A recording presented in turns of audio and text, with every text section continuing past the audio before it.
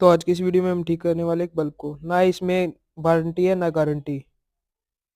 इसकी एक एलईडी खराब है जो हमें साफ ही दिख रही है। इसको हम हटा लेते हैं। हटाने के बाद इसको थोड़ा घिस लेंगे सैंड पेपर की मदद से। घिसने के बाद हम इस पे करेंगे सोल्डरिंग सोल्डरिंग आयरन की मदद से।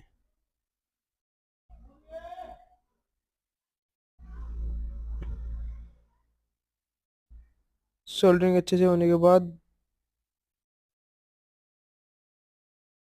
हम करेंगे इसको टेस्ट। नीचे बहुत सारे तार है इसलिए हम आपको दिखा नहीं सकते। तो ऐसे ही आप किसी भी बल्ब को अपने घर पे ठीक कर सकते हैं।